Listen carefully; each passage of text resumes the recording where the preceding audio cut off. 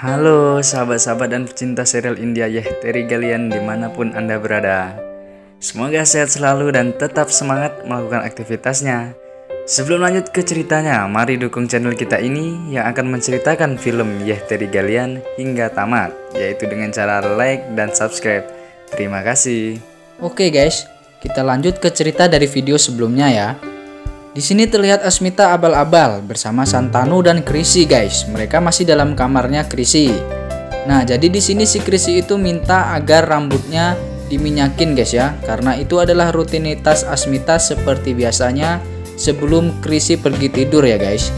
Lalu Asmita abal-abal ini memberi minyak di rambut Krisi dengan kebingungan dan seperti orang yang jijik memegang Krisi. Dan Asmita abal-abal ini juga berpikir bahwa Krisi adalah anak yang keras kepala dan menyebalkan. Dasar ibu tiri guys ya. Lalu Santanu yang melihat tingkah Asmita tersebut menganggapnya wajar, mungkin karena Asmita sedang kecapean. Lalu Santanu langsung pergi membuatkan susu hangat untuk Krisi guys. Tidak lama kemudian guys, setelah Asmita abal-abal memberi minyak rambut kepada Krisi, lalu si Krisi ingin tidur dan dinyanyikan sebuah lagu pengantar tidur, salah satu kesukaannya guys. Namun Asmita abal-abal ini kebingungan dan dia tidak tahu apakah lagu pengantar tidur kesukaan Krisi. Namun si Krisi tetap bersikukuh dan memaksanya untuk menyanyikan sebuah lagu pengantar tidurnya tersebut. Kemudian Asmita abal-abal yang semakin terdesak dan pusing dengan tingkah Krisi yang banyak mau guys. Lalu si Asmita abal-abal ini malah memarahi Krisi hingga sampai-sampai menjewer dan mau menampar Krisi guys. Wah, kasihan juga si Krisi guys ya. Ketika kejadian tersebut berlangsung, tiba-tiba Santanu yang membawa segelas susu ternyata sudah berada di belakang Asmita abal-abal ini guys. Mampus lah ya. Dan menyaksikan bagaimana kekejaman Asmita abal-abal ini kepada Krisi guys. Lalu Asmita abal-abal ini yang mengetahui Santanu berada di belakangnya, lalu ia langsung berpura-pura baik kepada Krisi guys. Dan dengan nada tinggi, Asmita mengatakan kepada Krisi bahwa ia sedang kecapean dan ia ingin tidur.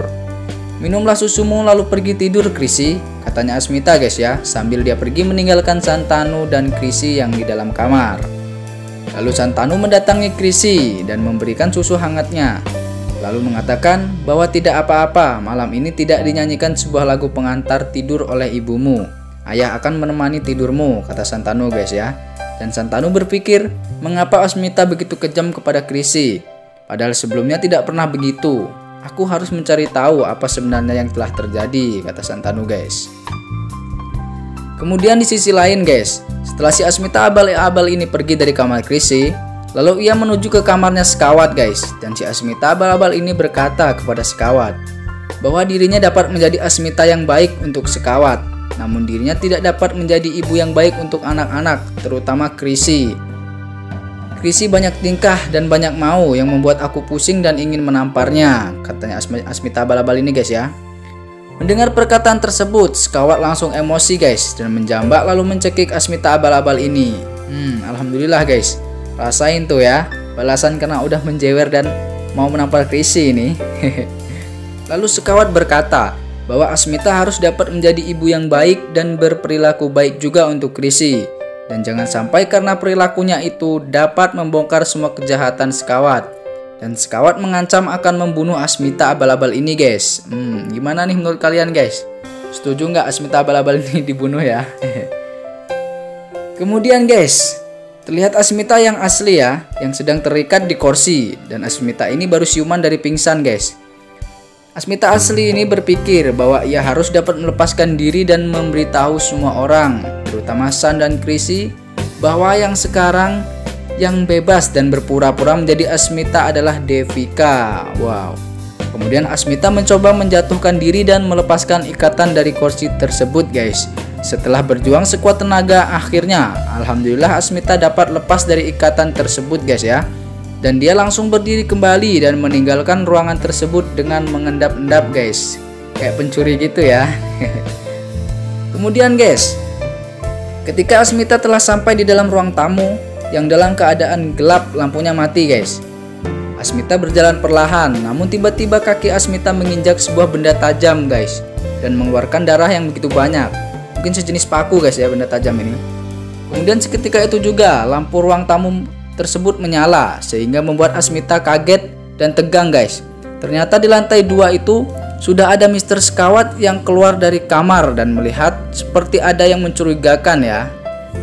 Lalu Asmita yang sudah mengetahui Mr. Sekawat langsung saja berjalan dengan cara ngesot guys. Jadi di kakinya kan sakit. Dia ngumpet di belakang kursi. Lalu Mr. Sekawat turun dari lantai 2 dan melihat apa yang telah terjadi. Ketika itu juga guys, suasana semakin menegangkan. Ketika Sekawat berada tepat di samping Asmita, namun Asmita kembali ngesot guys untuk bersembunyi lagi. Ketika itu juga darah yang keluar dari kaki Asmita meninggalkan sebuah jejak. Tanpa pikir panjang, Asmita dengan menahan rasa sakit dan kesusahan bergerak langsung mengelap darah tersebut hingga bersih dengan tangannya. Wah, kasihan banget ya guys, Asmita ini penuh dengan pengorbanan. Wah, jadi terharu Mimin ya.